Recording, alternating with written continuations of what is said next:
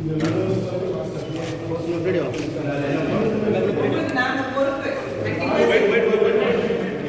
நீங்க லெட்டர் அனுப்புற நீங்க நேர்ல வந்து உங்க ஃப்ரெண்ட்ஸ் மூத்தி வா திருமூர்த்தி பார்க்கலாம். இந்த சைடு ரொம்ப பார்த்துட்டு போமா. கிரவுண்ட் ஃப்ளோர்ல 2 செட் நமக்கு கிடைச்சா நல்லது தானே.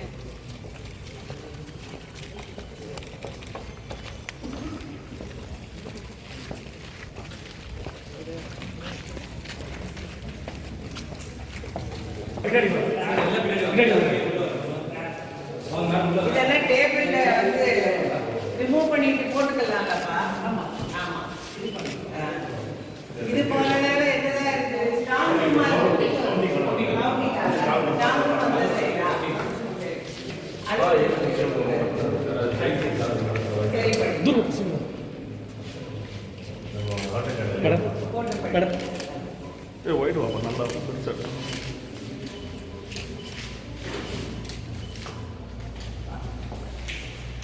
சொல்றேன் கேளுங்க.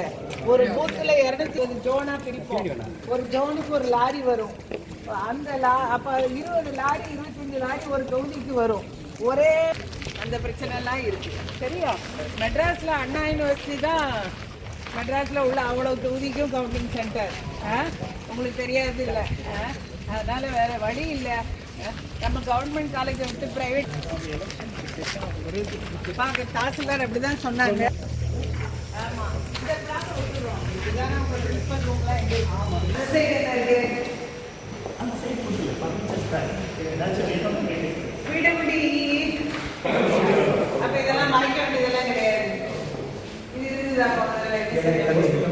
மறைச்சு கட்ட போட்டு பிரைவேட் போட்டு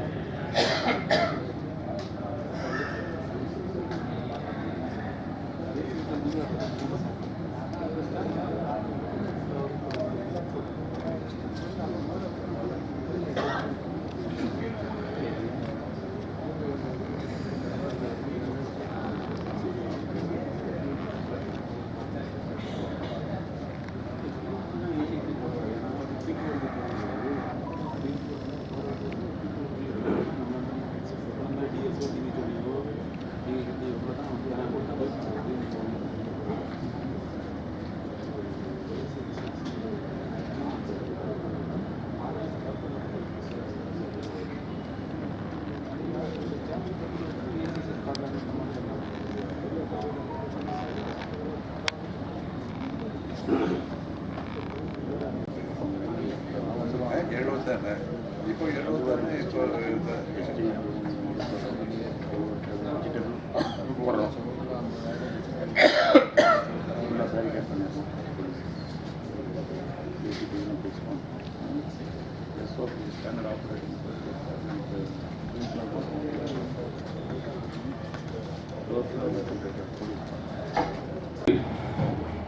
இப்பொழுது வருகின்ற 11/12/2025 தேதியிலிருந்து ஃபர்ஸ்ட் லெவல் செக், அதாவது முதல் நிலை சரிபார்ப்பு பணி இவிஎம், அதாவது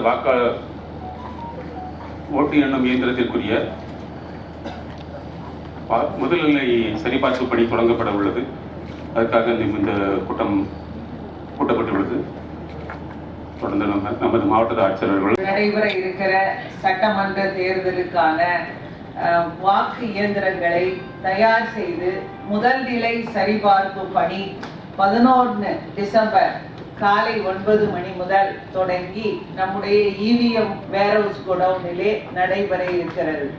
ஸோ இந்த பணியானது உங்க எல்லாருக்கும் தெரியும், காலை 9 மணியிலிருந்து மாலை 7 மணி வரை தொடர்ந்து நடைபெறும்.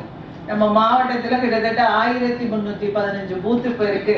இப்போ ரேஷனலைஸ் பண்ணி இன்னொரு 200 பூத்து, கிட்டத்தட்ட 1500 1450 பூத்து வந்துடும்.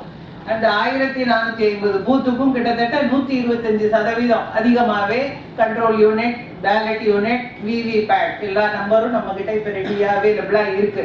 ஸோ அந்த மிஷின்ல சரிபார்ப்பு பணி அப்படிங்கிறது என்னன்னா, பெல்லுல இருந்து 5 இன்ஜினியர் வருவாங்க.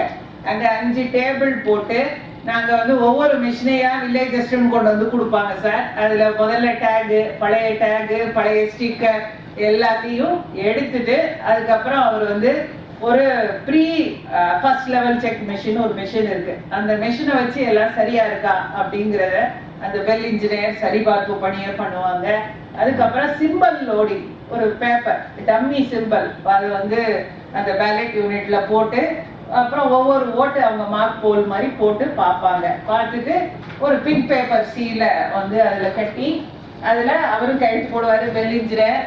நம்ம மாவட்டத்தை பொறுத்த வரைக்கும் நம்மளுடைய ஸ்பெஷல் டெப்டி கலெக்டர் ஸ்டாம்ப்ஸ், அவர் தான் நோடல் ஆஃபீஸர். எஸ்டிசி ஸ்டாம்ப்ஸ் உங்களை இன்ட்ரடியூஸ் பண்ணிக்கோங்க. இஸ் அவர் நோடல் ஆஃபீஸர். அவர் ஃபுல் டைம் அங்கே இருப்பாரு சார். அவரும் கையெழுத்து போடுவாரு. இது போக பொலிட்டிக்கல் பார்ட்டி 12 ரெகக்னைஸ்டு பொலிட்டிக்கல் பார்ட்டியோடைய நீங்க ரெப்ரசன்டேட்டிவ் அங்க முழு நேரம் இருந்து நீங்களும் அதுல செக் பண்ணிட்டு கையெழுத்து போடலாம். அதுக்கப்புறம் வந்து அன்னைக்கு பண்ற ஒரு தொகுதிக்கான மொத்த இதுல 1% இவிஎம்ல 1200 ஓட்டுகளும், 2% இவிஎம்ல 1000 ஓட்டுகளும், இன்னொரு 2% இவிஎம்ல 500 ஓட்டுகளும் போட்டு பார்க்கணும். ஸோ அது இதை வந்து அப்படியே லைவ்ல சிசிடிவில கனெக்ட் பண்ணி எங்க ஆபீஸ்லயும் முழு நேரம் நாங்க கண்காணிக்கணும். சிஓ ஆபீஸ் மெட்ராஸ்ல அங்கேயும் கண்காணிப்பாங்க. தேர்தல் ஆணையம் டெல்லியிலையும் கண்காணிக்கும் விதமாக இது ஏற்பாடு செய்யப்பட்டிருக்கு சார். ஸோ இது வந்து டிசம்பர் 11ஆம் தேதி ஆரம்பிச்சா நம்ம மாவட்டத்துல கிட்டத்தட்ட இருக்கக்கூடிய மொத்த அனைத்து இவிஎம் செய்யும்போது 20 நாள் 25 நாள் அந்த மாதிரி ஆகும். டெய்லி எத்தனை மிஷின் செஞ்சிருக்கிறாங்க எல்லாம் கணக்கு அன்னைக்கு அவங்க வந்து பண்ணி அது கரெக்டா இருந்ததுன்னா எஃப்எல்சி ஓகே அப்படின்னு ஒரு ஸ்டிக்கர் ஒட்டிடுவாங்க.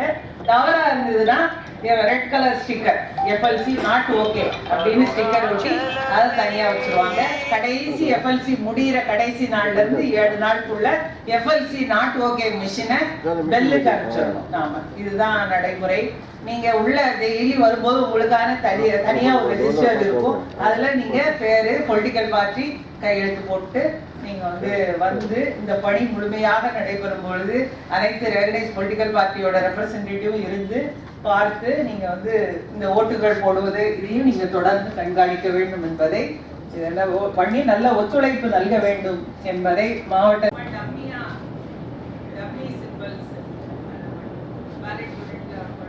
ஒரு ஓட்டு அவங்க போட்டு பார்த்து மார்க் போல் பண்ணிடுவாங்க வெளியிடறே. அதுக்கப்புறம் ஒரு தொகுதிக்கு 5% மிஷினை மட்டும் எடுத்து 1000 ஓட்டு 500 ஓட்டு 1200 எலெக்ஷன்ல மிஷின் வர வச்சிருக்கீங்க.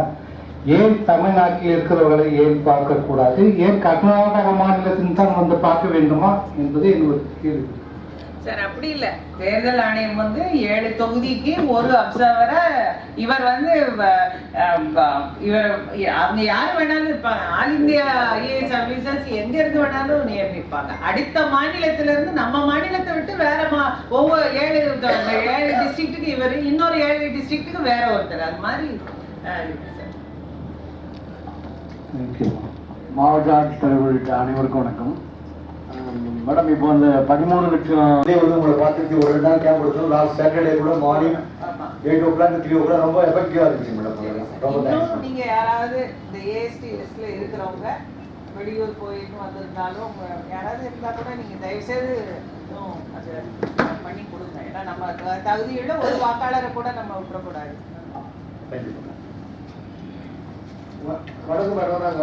கடைசியில இது முடிஞ்சதுக்கு அப்புறம் எந்தெந்த மிஷின் நம்ம என்னைக்கு எந்தெந்த தொகுதி வர எடுத்திருக்கீங்களா?